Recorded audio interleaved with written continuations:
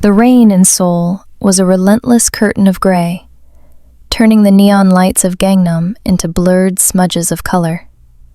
Claire stood under the narrow awning of a convenience store, clutching a lukewarm paper cup of coffee. Her flight had been delayed, her luggage was trailing behind, and her rideshare app was stuck on a loop. She felt small, damp, and exhausted. A heavy black sedan pulled up to the curb with an air of absolute authority. The back door swung open, and a man stepped out. He was deep in a conversation on a sleek phone, his brow furrowed in a way that made him look lethal, even in a simple black dress shirt. He moved with such arrogant haste toward the building entrance that he collided squarely with Claire.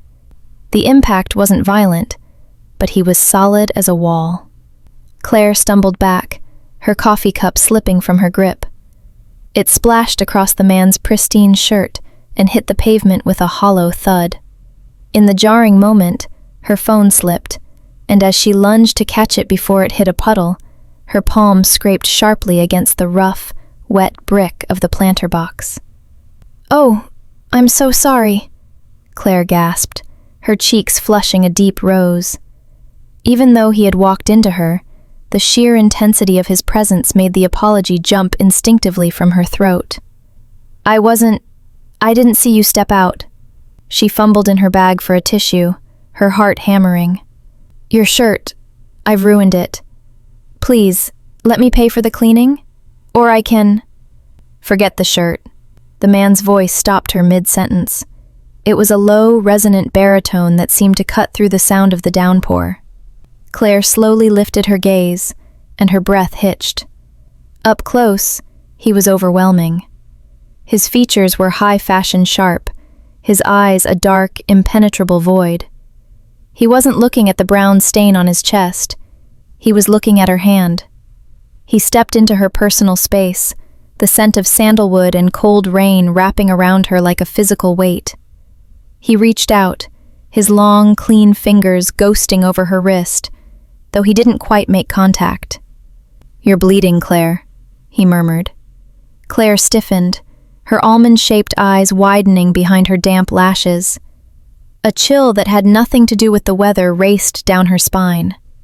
How do you know my name?" He didn't answer. His gaze lingered on her face for a heartbeat too long, a look that felt far too intimate for two strangers in the rain. He simply glanced at the luggage tag dangling from her bag, then back to her eyes. "Get inside," he said, his voice dropping to a gravelly command.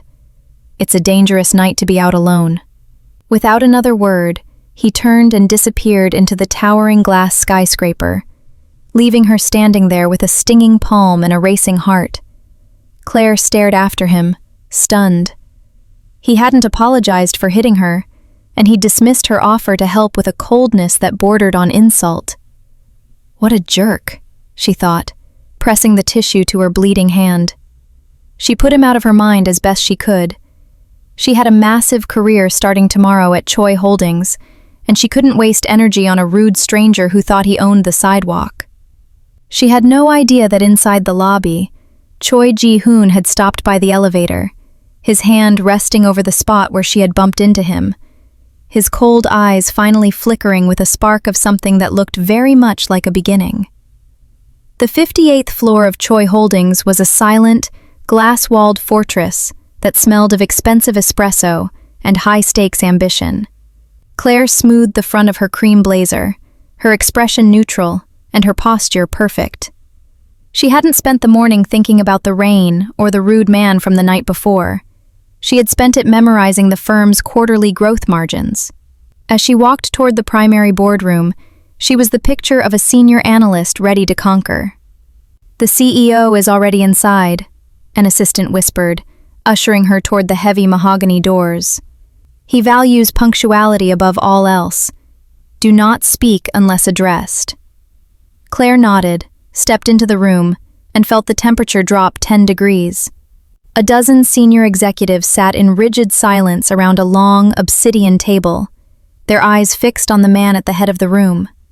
When Claire's gaze finally landed on him, the breath died in her throat. It was him.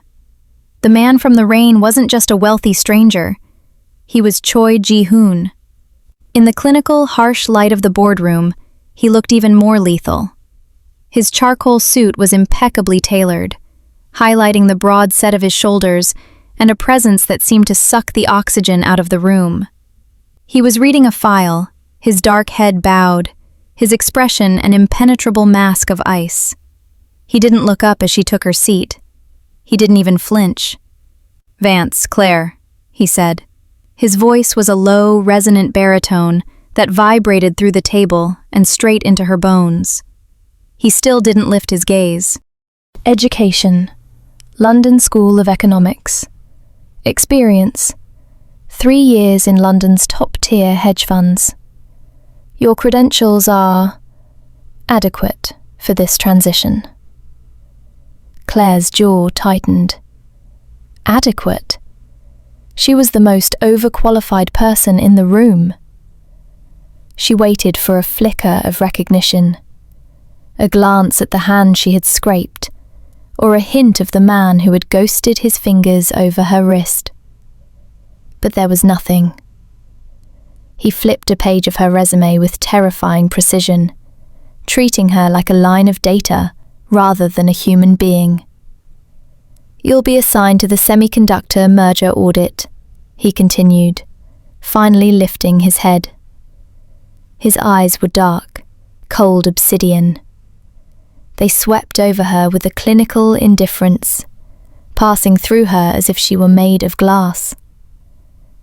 "The preliminary report is due on my desk by Monday morning.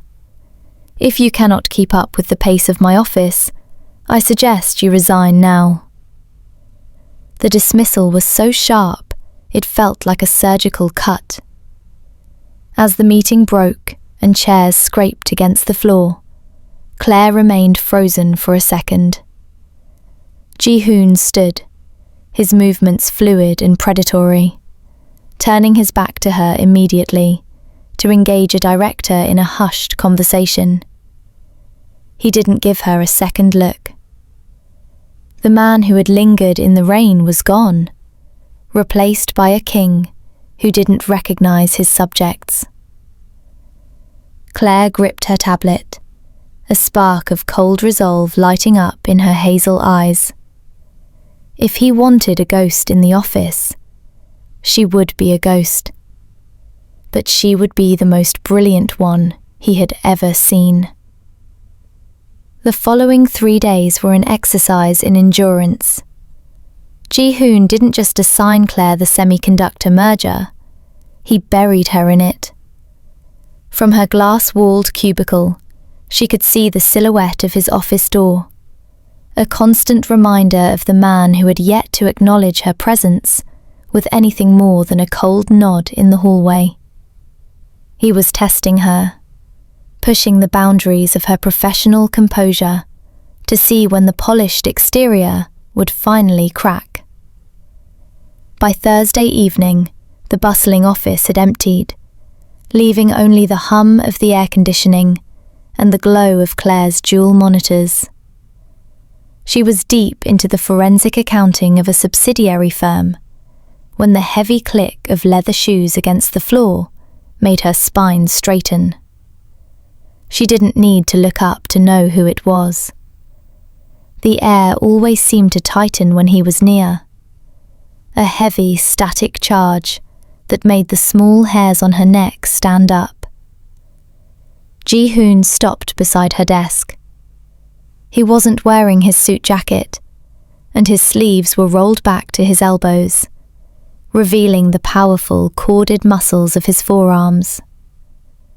He looked at her screen, then at the half-empty cup of cold tea sitting on her desk.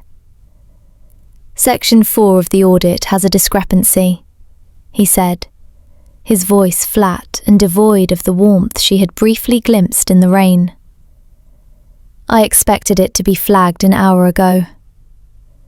Claire finally looked up, meeting his gaze with a steady, unblinking focus. Her hazel eyes were tired, but they held a defiant clarity. "I flagged it 20 minutes ago, Mr. Choi," I also found the shell company responsible for the leak. The corrected file was sent to your private server at 7:40 p.m. Ji-hoon remained silent, his dark eyes searching her face. For a long moment, the professional pretense wavered. He leaned down, placing one hand on the edge of her desk, effectively pinning her into her seat. The proximity was overwhelming. She could smell the crisp scent of his soap and the faint, bitter edge of black coffee. His gaze dropped to her mouth for a fleeting second before snapping back to her eyes. "You're thorough," he murmured, the words feeling more like an accusation than a compliment. "I'm doing my job," Claire replied, her voice slightly breathless despite her best efforts. "Is that all this is to you?" He reached out, his hand moving toward the desk lamp. As he adjusted the light, his fingers brushed against hers. A brief, searing contact that felt like a jolt of electricity. Claire flinched, her heart leaping into her throat. He didn't pull away immediately. He let his touch linger, his eyes darkening with an intensity that made her feel completely exposed. "Go home, Claire," he said softly, the command lacking its usual bite. "You've done enough for today." He turned and walked back toward his office, without waiting for a response. Claire sat in the silence, her hands still tingling where he had touched her. She realized then that the trial wasn't just about her work. It was a game of nerves, and despite her resolve, she was starting to lose. Friday night arrived with another torrential downpour. The rhythmic drumming against the panoramic windows of the office, creating an artificial world of grey and shadow. Claire sat at her station, her shoulders tense as she cross-referenced the final set of merger documents. The building was hollow, the silence only broken by the distant hum of the server room. She reached for her mouse, but a sharp, stinging sensation shot through her palm. The scrape from the rain 2 nights ago had reopened, a thin line of red marring her skin where she had accidentally caught it on the edge of a folder. She hissed through her teeth, pressing a napkin to the wound, but a shadow fell across her desk before she could move to the break room. Ji-hoon stood there, his tie loosened and the top button of his shirt undone. He wasn't looking at her face. His eyes were fixed on the crimson stain spreading on the white napkin. Without a word, he set a small metallic first aid kit on her desk. "I told you to go home hours ago," he said. His voice was no longer the sharp blade he used in the boardroom. It was lower, rougher, catching on the quiet of the empty floor. "I wanted to finish the projections," Claire replied, her voice small. She tried to take the kit from him, but he moved it out of her reach. "Sit," he commanded. It wasn't a request. He pulled a chair from the neighboring cubicle and sat directly in front of her. The space between them vanished. Claire felt the heat radiating from him, a physical presence that made the air feel thick and hard to swallow. He took her hand in his. His skin was warm, his touch unexpectedly gentle as he peeled away the bloodied napkin. Claire watched his face, fascinated by the focus in his dark eyes. He didn't look like a feared CEO or a man with a shadow over his name. He looked like someone who was holding something fragile. He cleaned the scrape with an antiseptic wipe, and Claire winced, her fingers twitching in his grasp.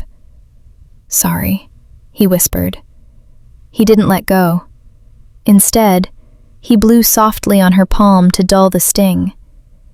The sensation of his breath against her skin sent a frantic shiver through her body, one that had nothing to do with the cold office air. He applied a small, transparent bandage with clinical precision, his thumb lingering on the back of her hand for several seconds after he was finished. The silence in the office felt heavy, charged with the same electricity that had sparked between them in the rain. Claire looked up, finding his gaze already waiting for her. The distance between them was dangerous, close enough that she could see the faint gold flecks in his eyes and the tension in his jaw. "Why are you doing this?" she asked, her voice barely a whisper. Ji-hoon's gaze dropped to her lips for a heartbeat before he pulled his hand away, the coldness returning to his expression like a shutter closing. "I can't have my best analyst working with an injury. It's a matter of efficiency." Then, he pulled his hand away and stood abruptly, the latch of the kit clicking shut with a sharp, final sound. "The security team locks the main elevators at midnight," he said, his voice returning to that distant, guarded tone. He walked back to his office without another word, leaving Claire alone in the silence. She looked down at the neat, perfect bandage on her palm, wondering why his care felt more like a warning than a kindness.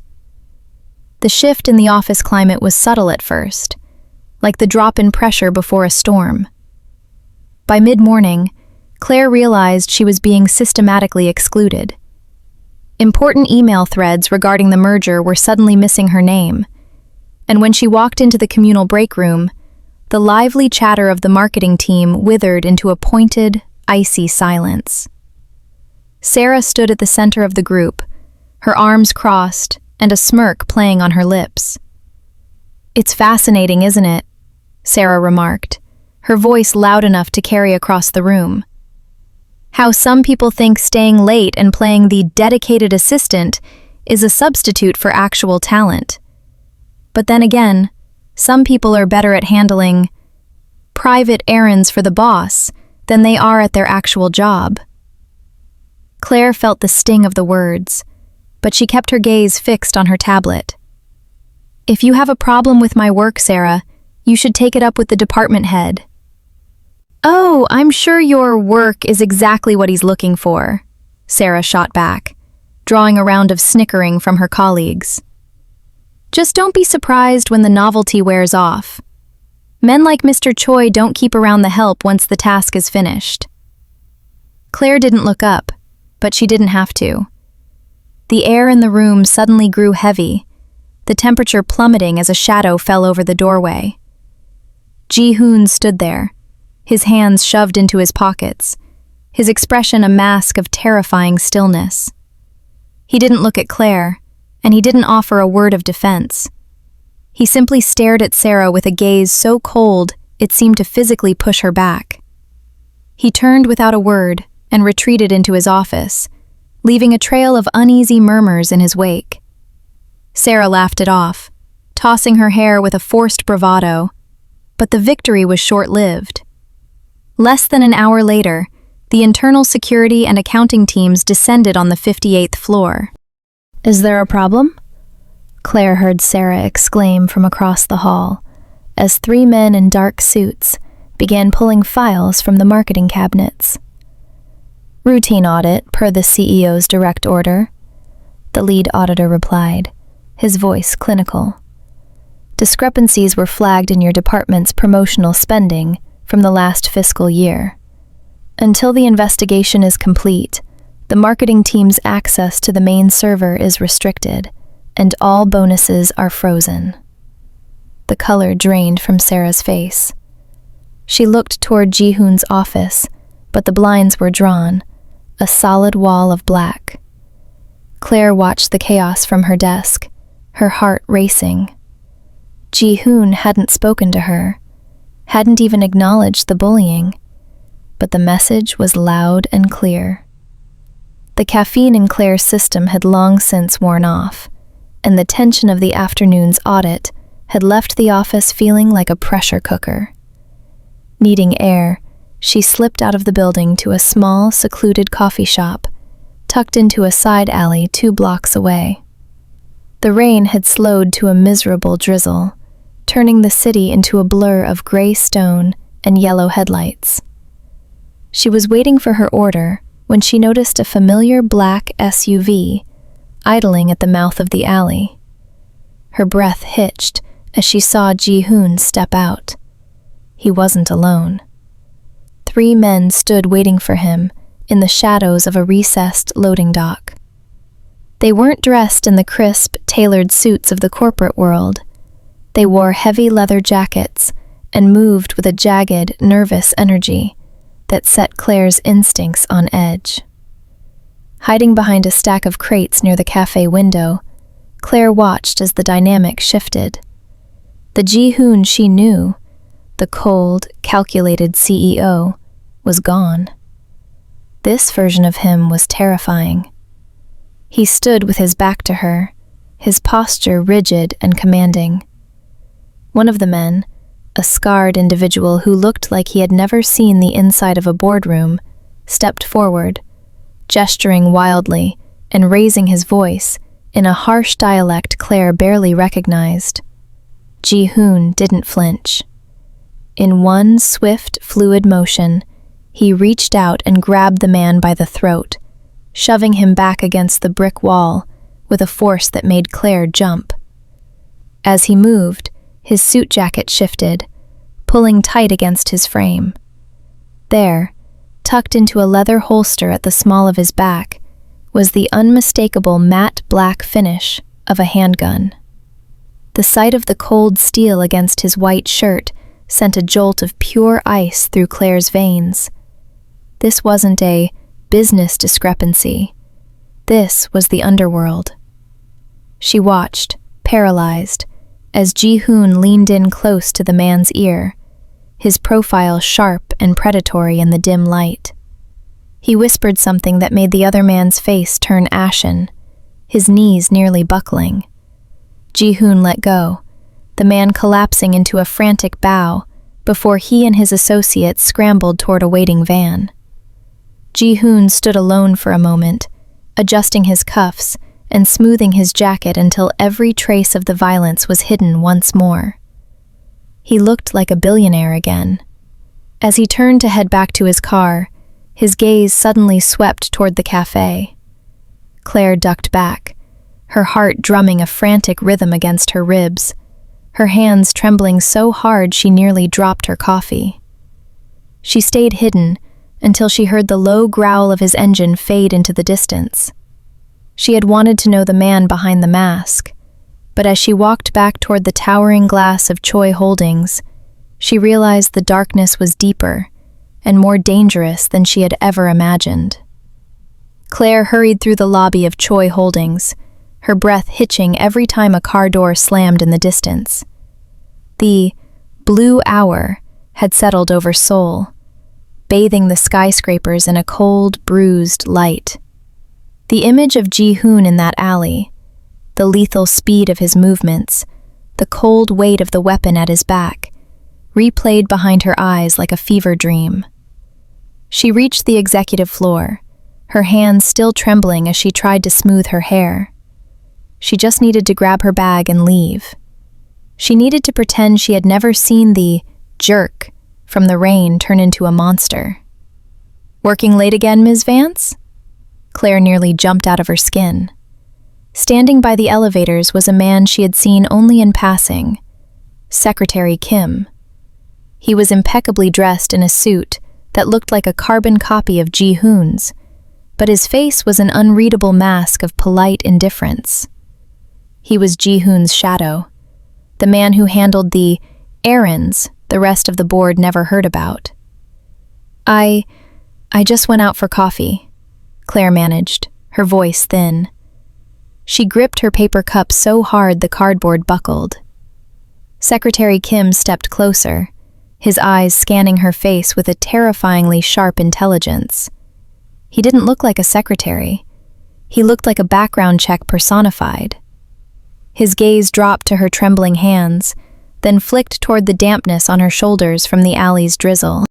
The alleyways in this district can be quite treacherous at dusk, Kim said, his tone perfectly pleasant, yet laced with an icy warning. A woman of your intellect should stay on the main roads.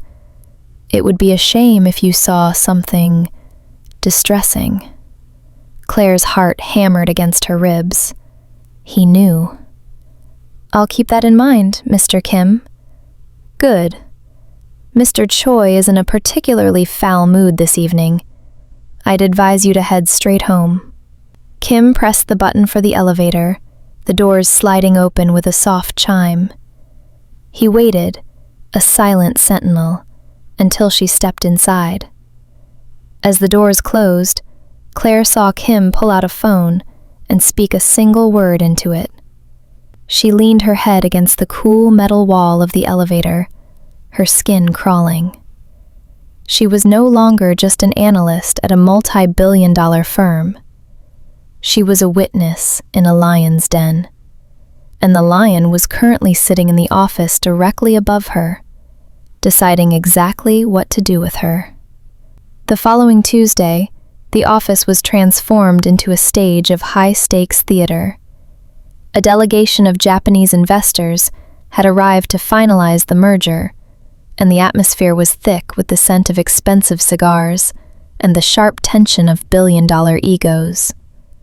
Claire had been assigned as Ji-hoon's primary technical assistant for the day, a role that required her to be a silent shadow at his side, ready to provide any data point at a moment's notice.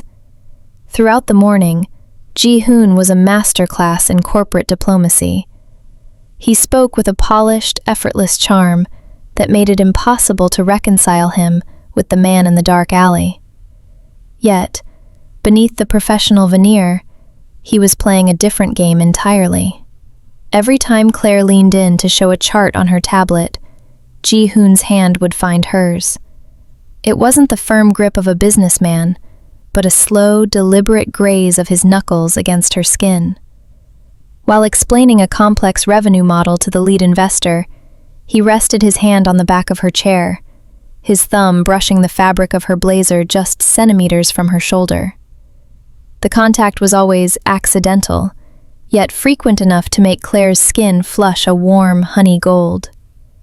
She struggled to keep her voice steady as she presented the final projections, acutely aware of how his gaze lingered on the curve of her neck while the investors looked at the screen. He was marking her in the most public way possible, testing her ability to remain composed while he systematically dismantled her personal space. Ms. Vance is quite the asset, the lead investor remarked, eyeing Claire with a level of interest that made her feel like a prize on display. You're lucky to have such a dedicated analyst, Choi-san. Ji-hoon's smile didn't reach his eyes. He stepped closer to Claire, the heat of his body pressing against her side as he reached over her to point at a specific line on the tablet. His arm brushed firmly against hers, a lingering pressure that forced her to catch her breath. She is more than an asset, Ji-hoon replied, his voice dropping into a low, possessive register that made the hair on Claire's arms stand up.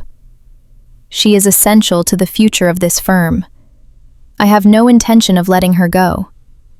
The investors chuckled, assuming it was a compliment to her talent, but Claire saw the dark flash in Ji-hoon's eyes. He wasn't talking about her data skills. He was looking at her with a hunger that was barely contained by the charcoal suit he wore. As the group moved toward the executive dining room, Ji-hoon stayed back for a fraction of a second, his hand catching her elbow to steady her. The touch was firm and searing, a silent reminder that while the world saw a CEO and his employee, he saw something else entirely. Claire moved toward the door, her heart a frantic beat in her chest, realizing that the social barrier she relied on for protection was nothing more than paper in his hands. The evening was swallowed by a storm so violent it paralyzed the heart of the city. Below the towering glass of Choi Holdings, the streets were a gridlock of red taillights and rising water. Claire stood in the lobby, her phone dead, and the transit apps flashing warnings of suspended service. The buses aren't running, Ms. Vance, Secretary Kim stood a few paces behind her, holding a singular black umbrella. Beside him, the elevator doors slid open to reveal Ji-hoon. He had discarded his tie, his collar open to reveal the sharp line of his throat. He looked restless, the corporate mask pulled back just enough to be unsettling. "My car is waiting," Ji-hoon said. "I can wait for a taxi, Mr. Choi," Claire replied, her voice steady despite the flutter in her chest. Ji-hoon stepped forward, his eyes narrowing as he took in her damp clothes and the tired shadows under her eyes. "You'll be waiting until dawn. Get in the car, Claire. That isn't a request." The drive was a cocoon of suffocating silence. The interior of the sedan smelled of leather and rain. Ji-hoon sat beside her, his presence taking up the entire cabin. Claire stared out at the blurred neon lights, but her mind was racing. She hadn't told the driver where she lived. She hadn't even opened her mouth to give directions. "I didn't give your driver my address," she said softly, her pulse quickening. Ji-hoon didn't even look at her. He simply adjusted his cufflink.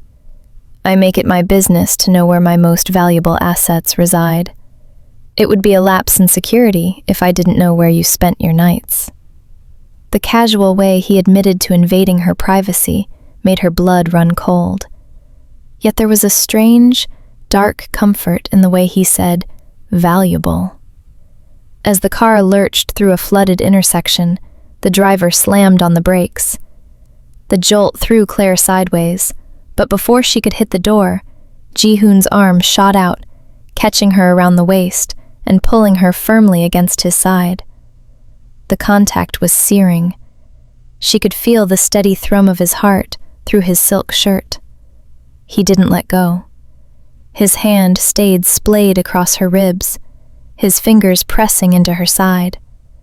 Claire looked up, finding his face inches from hers in the shadows. "You're trembling," he murmured. "I'm just cold," she lied. Ji-hoon reached out, his thumb tracing the line of her jaw with agonizing slowness. "You don't need to be afraid of me, Claire," he whispered, his voice dropping to a gravelly low. "Unless you're planning on leaving. That is the only thing that would make me truly dangerous." He finally released her as the car pulled up exactly in front of her building's entrance. Claire stepped out into the rain, her skin feeling scorched. She watched the sedan disappear, realizing that she wasn't just his employee anymore. She was his preoccupation. In the weeks that followed, a fragile, unspoken truce settled between them. The overt intensity of the rainy drive was tucked away, replaced by a rhythmic, professional intimacy that felt more dangerous because of its silence. They occupied the same floor like two celestial bodies, locked in a tight, inevitable orbit. Claire no longer flinched when Ji-hoon entered a room. Instead, she found her body instinctively turning toward his heat before she even heard his footsteps. The office had become a map of hidden meanings.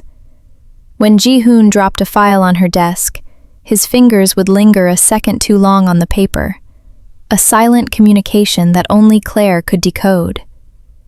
During morning briefings, he would challenge her analysis with a sharpness that bordered on provocation, but his eyes would hold a glimmer of pride when she stood her ground. It was a game of cat and mouse played in plain sight of the entire board of directors, a secret language built on the foundation of the things they refused to say out loud. Even Secretary Kim seemed to accept her presence as a permanent fixture. He no longer watched her with the cold suspicion of a guard, but with the quiet resignation of someone who had seen his superior's focus shift irrevocably. He began leaving Claire's favorite tea on her desk during the particularly grueling late-night sessions, a silent acknowledgement that she was now part of the inner sanctum. One evening, while the rest of the floor was bathed in the amber glow of the setting sun, Claire found herself alone in the archives with Ji-hoon. They were searching for old contract ledgers, the narrow aisles of the room making their proximity unavoidable. As she reached for a heavy binder on a high shelf, Ji-hoon stepped in behind her. He didn't offer to grab it. He simply stood there, his chest nearly brushing her back, creating a wall of solid, radiating warmth. "Top shelf, third from the left," he murmured, his voice a low vibration against the nape of her neck. Claire's hands hovered over the books, her heart racing. She could feel his gaze tracing the line of her shoulders. She didn't move, and neither did he. For a long, suspended minute, the bridge was crossed without a single word. They weren't CEO and analyst. They were just two people tethered by a secret darkness and a growing magnetic pull. "I have it," she whispered, her voice trembling. He finally stepped back, the loss of his heat feeling like a physical bruise. "Good," he replied, his tone returning to its clipped, professional edge. "Don't be late for the design presentation tomorrow. We're meeting the new lead architect." He walked away, leaving Claire to catch her breath in the dusty silence. She felt as though she had finally mastered the steps to their complex dance. She didn't know that the arrival of the new architect was about to shatter the rhythm they had worked so hard to build. The Monday morning air felt different. There was a buzz in the lobby that usually didn't exist, a sense of fresh energy that clashed with the clinical silence Claire had grown used to. By the time she reached the 58th floor, a group of interns was gathered around the central drafting table, laughing, a sound that was almost a sin in Ji-hoon's presence. At the center of the noise was a man who looked like he had stepped out of a different world. He was leaning against the table, his sleeves rolled up, and his smile wide and easy. This was Min Ho, the new lead architect. He was undeniably handsome, but where Ji-hoon was all sharp edges and shadows, Min Ho was sunlight. "You must be Claire," Min Ho said the moment he saw her. He didn't wait for an introduction. He simply walked over, his eyes bright with genuine warmth. "Secretary Kim told me you were the brains behind the merger audit. I've been looking at your projections. They're brilliant." Claire felt a strange sensation in her chest, the simple relief of being spoken to like a human being rather than a high-value asset. "Thank you, Mr. Lee. I've admired your previous work in Singapore." "Please, call me Min Ho," he laughed, reaching out to brush a speck of dust off her shoulder with a casual, friendly familiarity that made Claire's breath hitch. It wasn't the heavy, possessive touch she was used to. It was light, safe, and open. "I have a feeling we're going to be a great team." Claire smiled back, a small, genuine expression that reached her eyes. For a moment, she forgot where she was. The temperature in the room didn't just drop, it turned to ice. The laughter died instantly. Claire looked toward the executive suite and felt her heart drop into her stomach. Ji-hoon was standing in his doorway, his jacket off, his hands shoved deep into his pockets. He wasn't moving. He was staring at Min Ho's hand, which was still resting near Claire's arm, with a look of such raw, murderous possessiveness that it felt like a physical weight. Ji-hoon didn't say a word. He didn't have to. The way his jaw was set and the terrifying darkness in his eyes made one thing very clear. He had spent weeks carefully weaving a web around Claire, and he was not about to let a stranger walk in and break the silk. Min Ho sensed the shift and turned, his easy smile faltering as he met the CEO's gaze. The two men stood locked in a silent war of presence, the sunlight and the shadow. Claire stood between them, the realization hitting her with terrifying clarity. The quiet rhythm she and Ji-hoon had built was gone. The game had just changed, and the stakes were no longer just professional.